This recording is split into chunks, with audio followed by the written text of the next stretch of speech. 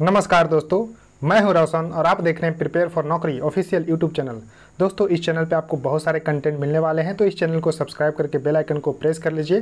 दोस्तों, आज हम इंडियन पॉलिटी यानी कि भारतीय राज्य व्यवस्था के टॉप 15 क्वेश्चन लेकर आए हैं आप लोगों के लिए, जो कि किसी भी एग्जामिनेशन के दृष्टिकोण से बहुत ही महत्वपूर्ण रहने वाला है। तो आप इसको ध्यान से देखिएगा और मैं देखिए हमेशा बोलता हूं कि आप लोग अपना नोट्स जो है बनाते चलिए, जिससे कि आप लोग जो है रिवीजन करते रहिए। यानी कि पॉलिटी लिखकर आप अपने जीके के सेक्शन में इस 15 क्वेश्चन को ऐड कर दीजिए, जिससे कि आप इसको रिवाइज भी कर सकते हैं। तो पहला क्वेश्चन आपके सामने है कि which article of the constitution of India mention that the Lok Sabha must have a speaker and a deputy speaker. तो देखिए, लोकसभा इसको पीपल्स हाउस भी बोलते हैं, लोअर हाउस है। जैसा कि आपको पता होगा कि पार्लियामेंट में 2 हाउस है, अपर हाउस और लोअर हाउस। अपर हाउस को राज्यसभा और लोअर हाउस को लोकसभा बोलते हैं। तो भारतीय संविधान के किस अनुच्छेद में ऐसा मेंशन है कि एक स्पीकर और एक डिप्टी स्पीकर होना बहुत ही ज़रूरी है? तो दोस्तों, ऐसा मेंशन है अंडर आर्टिकल 93 यानी कि अनुच्छेद 93 में मेंशन है। तो ध्यान रखिएगा। और देखिए, 2014 से लेकर 2019 तक डिप्टी स्पीकर थे एम थम्बी दुरई, लेकिन 2019 से यानी कि 17वीं लोकसभा से वैकेंट है। लेकिन 17वीं लोकसभा के स्पीकर जो हैं ओम बिरला जी हैं। तो ध्यान रखिएगा, ओम बिरला अभी करंट स्पीकर हैं लोकसभा के, इसको ध्यान रखिएगा। उसका देखिए नेक्स्ट क्वेश्चन आपके सामने है कि on which day is constitution day celebrated every year in India. यानी कि किस दिन को जो है भारतीय संविधान दिवस यानी कि संविधान दिवस जो है मनाया जाता है भारत में। तो ध्यान रखिएगा, इसका करेक्ट आंसर होगा 26 नवंबर 26 नवंबर को। अब देखिए, इसका जो है कारण क्या है? तो दोस्तों, इसका कारण है कि 26 नवंबर 1949 को संविधान जो है कुछ पार्ट इसका उस दिन इम्प्लीमेंट किया गया था। तो 26 नवंबर को संविधान दिवस जो है मनाया जाता है, तो इसको ध्यान रखिएगा। क्वेश्चन है कि when did the Sarkaria commission submit its report. तो देखिए, सरकारिया कमीशंस अपना रिपोर्ट जो सौंपी है वो सौंपी है दोस्तों, ध्यान रखिएगा, 1988 में। तो देखिए, इसका करेक्ट आंसर होगा 1988। तो इसका सी इसका करेक्ट आंसर होगा। 1988 में सरकारिया कमीशन अपना रिपोर्ट सौंपी। अब देखिए, सरकारिया जो कमीशन थी इसको सेटअप किया गया था 1983 में। तो 1983 में इसको सेटअप किया गया था by the central government. Sarkaria commissions का काम क्या था? तो सेंटर और स्टेट की जो रिलेशनशिप है, तो वेरियस पोर्टफोलियो पे suggest changes with in the framework of the constitution of India. और इसको हेड कौन किए थे? तो जस्टिस रंजीत सिंह सरकारिया। और इसी के नाम पे जो है सरकारिया कमीशन जो है पड़ा, जो कि एक सुप्रीम कोर्ट के रिटायर्ड जज थे। तो ध्यान रखिएगा, इस सेंटर स्टेट रिलेशन को बताने के लिए यहाँ पर जो है सरकारिया कमीशन फॉर्म किया गया था 1988 में, और इन्होंने अपना रिपोर्ट सौंपा 1988 में। तो इसको आप लोग को ध्यान रखना है। क्वेश्चन है कि which of the following articles of the constitution of India has a provision for the constitution of legislature in a state. यानी कि भारतीय संविधान के किस अनुच्छेद में यानी कि किस आर्टिकल में मेंशन है कि constitution for legislature in a state, यानी कि स्टेट में जो है विधानसभा जो है होना चाहिए। तो ऐसा जो है मेंशन है दोस्तों अंडर आर्टिकल 168 अनुच्छेद 168 में मेंशन है, इसको आप लोगों को ध्यान रखना है। क्वेश्चन नंबर 5 है कि who appoint the chief justice of India. तो देखिए, चीफ जस्टिस को अपॉइंट कौन करते हैं? तो प्रेसिडेंट ऑफ इंडिया। तो करेक्ट आंसर दोस्तों यहाँ पर आपको होगा सी, प्रेसिडेंट ऑफ इंडिया जो है अपॉइंट करते हैं। और देखिए, जो चीफ जस्टिस हैं, फर्स्ट चीफ जस्टिस कौन थे? तो एच.जे. कानिया, हीरा लाल जे कानिया जो है फर्स्ट चीफ जस्टिस थे। और 48 चीफ जस्टिस को अपॉइंट प्रेसिडेंट के द्वारा जो है किया गया। तो इसको ध्यान रखिएगा अभी हाल ही में। तो एन.वी. रमन्ना 48 चीफ जस्टिस हैं इंडिया के, अभी इसको ध्यान रखना है। तो देखिए, अब चीफ जस्टिस ऑफ इंडिया को जो प्रेसिडेंट अपॉइंट करते हैं, तो इसके लिए आर्टिकल कौन सा है? तो आर्टिकल 124 यानी कि 124 आर्टिकल के क्लाउज 2 में ऐसा मेंशन है कि प्रेसिडेंट जो है अपॉइंट करेंगे चीफ जस्टिस ऑफ इंडिया को, ध्यान रखिएगा। क्वेश्चन है कि when was the backward and the minority communities employees federation यानी कि BAMCEF इस्टेब्लिश किया गया इंडिया में। तो दोस्तों, इसका करेक्ट आंसर होगा ए 1978 में। तो ध्यान रखिएगा, 1978 में backward and minorities community employees federation को इस्टेब्लिश किया गया इंडिया में। अब देखिए, origin of BAMCEF lies in the organisations for the employees of the oppressed communities that was established in 1971 by the Kansiram, D.K. Kaparade and Dinawai. This became BAMCEF at the convention held in 1978 और official launch किया गया था 6 दिसंबर 1978, the death anniversary of B.R. Ambedkar के जो है यहाँ पर death anniversary 6 दिसंबर 1978 को मनाया गया था, तो वहीं पर जो है इसको ऑफिशियल लॉन्च किया गया था BAMCEF को।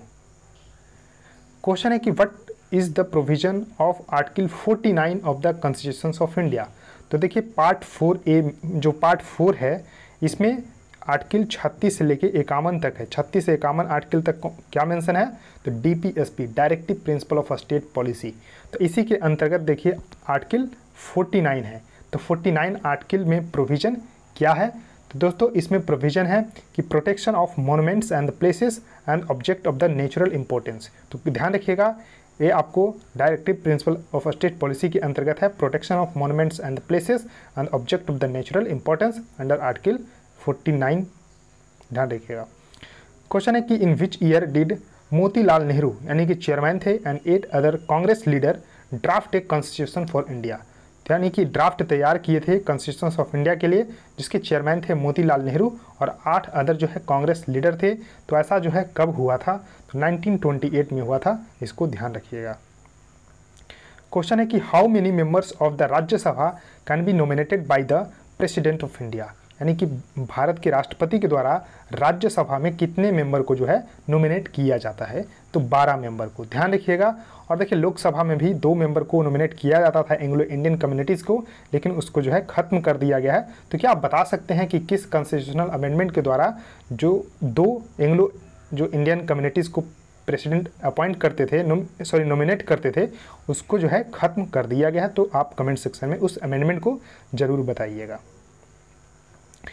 अब देखिए जो यहाँ पर राज्यसभा है, तो राज्यसभा में 250 जो है मैक्सिमम स्ट्रेंथ है, जो प्रेजेंट अभी 245 मेंबर है, जिसमें कि 233 जो है elected by the Vidhan Sabha member and 12 are nominated by the president for the contribution to art, literature, science and social service में जो योगदान देते हैं, उनमें से 12 लोगों को प्रेसिडेंट ऑफ इंडिया के द्वारा जो है नॉमिनेट किया जाता है राज्यसभा में।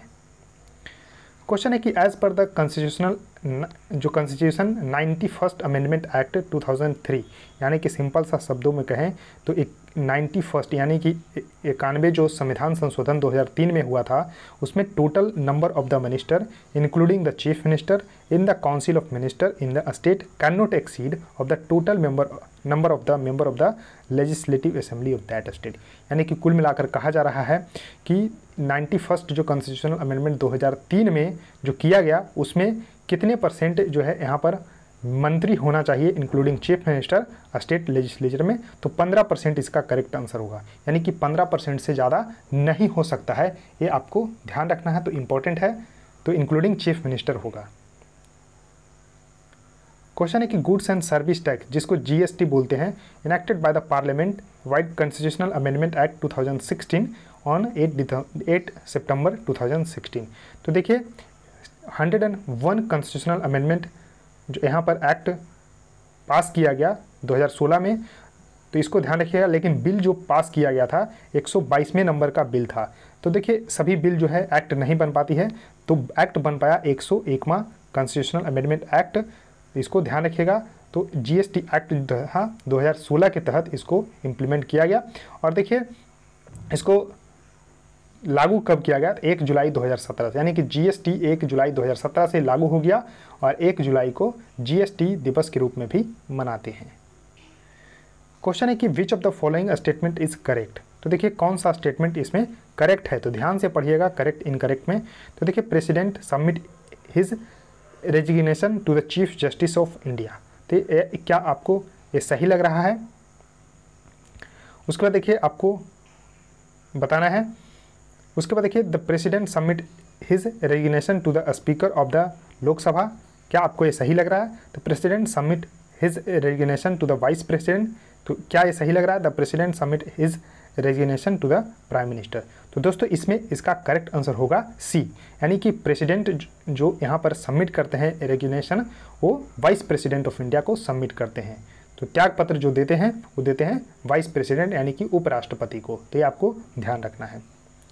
क्वेश्चन है कि who among the following headed the 9 जज constitutional bench that declare the right to privacy as a fundamental right, यानी कि जो राइट टू प्राइवेसी एक फंडामेंटल राइट जिसको डिक्लेयर किया गया। तो 9 जज जो का कॉन्स्टिट्यूशनल बेंच था, इसको हेड कौन कर रहे थे? तो दोस्तों इसको हेड कर रहे थे J.S. खेयर। तो करेक्ट आंसर यहाँ पर बी सही होगा, J.S. खेयर इसको हेड कर रहे थे। अब देखिए 9 जज bench of the supreme court has ruled that Indian employ a fundamental right to privacy that it's a intrinsic to life and liberty and this comes under article 21 of the Indian constitution. यानी कि right to life and personal liberty under article 21 में mention है, तो इसको आपको ध्यान रखिएगा, important है। क्वेश्चन है कि how many women candidate were elected to the 70th Lok Sabha. 2019 में जो 17वीं लोकसभा का इलेक्शन हुआ उसमें कितने वीमेन कैंडिडेट को यहाँ पर मौका मिला यानी कि इलेक्ट हुई है? तो 78 इसका करेक्ट आंसर होगा, यानी कि कुल 78 महिलाओं को यहाँ पर चुना गया है लोकसभा में। इसको आपको ध्यान रखना है। क्वेश्चन है कि which of the following statement is not correct. देखिए यहाँ पर ध्यान से पढ़िएगा, तो नॉट करेक्ट यहाँ पर पूछा जा रहा है। तो देखिए president has the power to declare war and conclude peace, बिल्कुल सही स्टेटमेंट है ये। उसके बाद once appointed nobody can remove the president from his office. तो देखिए दोस्तों यही जो है आंसर होगा, क्योंकि ये करेक्ट नहीं है। तो प्रेसिडेंट ऑफ इंडिया को इम्पीच किया जाता है, तो इसको ध्यान रखिएगा, अंडर आर्टिकल 61 के तहत जो है प्रेसिडेंट को इम्पीच किया जाता है। तो ये स्टेटमेंट बिल्कुल गलत है। Prime minister is the head of the state, बिल्कुल सही है। President of India is the supreme commander of the armed forces, तो ये भी बिल्कुल सही है।